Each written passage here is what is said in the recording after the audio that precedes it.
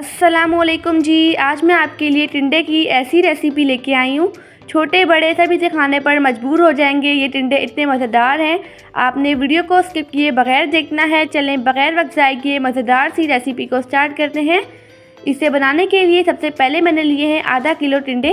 अब टिंडों को अच्छी तरह से पील कर लेंगे। इसी तरह से मैं तमाम टिंडों को अच्छी तरह से पील कर लूँगी।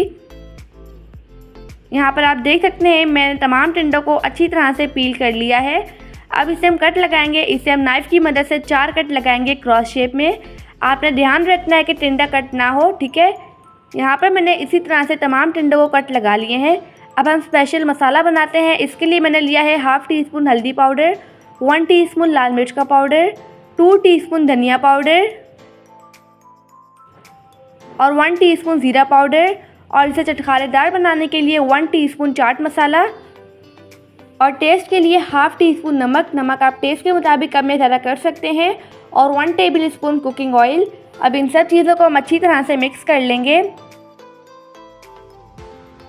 यहाँ पर हमारा टिंडों के लिए स्पेशल सा मसाला बनकर रेडी हो चुका है। अब इस मसाले को हम टिंडों में भरते हैं। टिंडों को जो हमने कट लगाए थे उनमें हम ये मसाला भर देंगे, अच्छी तरह से भरेंगे। इसी तरह से तमाम टिंडों में हम ये मसाला भर देंगे। यहाँ पर आप देख सकते हैं मैंने तमाम टिंडों में ये मसाला अच्छी तरह से भर दिया है। अब इसे हम फ्राई करते हैं। इसके लिए मैंने एक पैन में लिया है कुकिंग ऑयल।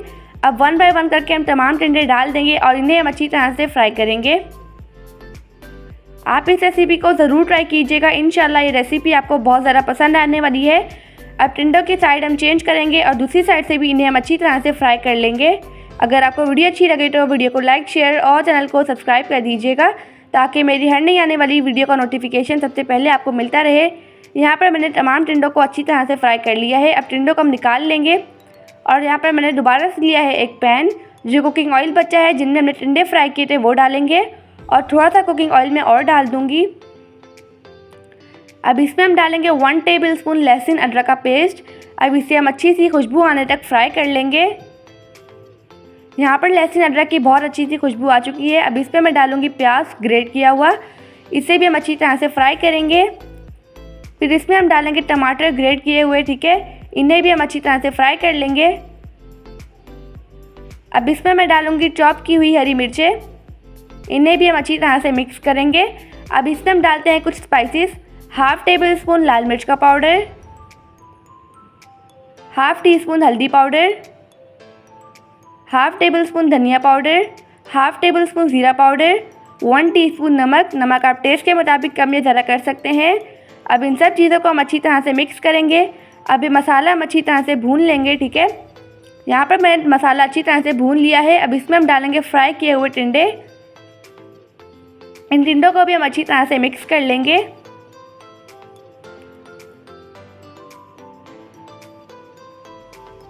यहाँ पर मैंने टिंडों को अच्छी तरह से मिक्स कर लिया है।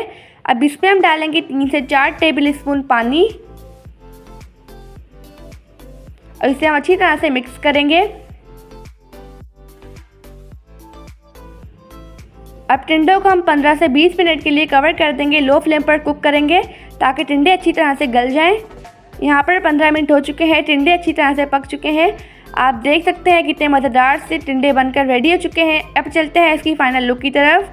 इसे हम एक बर्तन में सर्व करेंगे। आप देख सकते हैं कितने मज़ेदार से टिंडे बने हैं और इसे हम कुछ धनिया पुदीने से गार्निश करेंगे।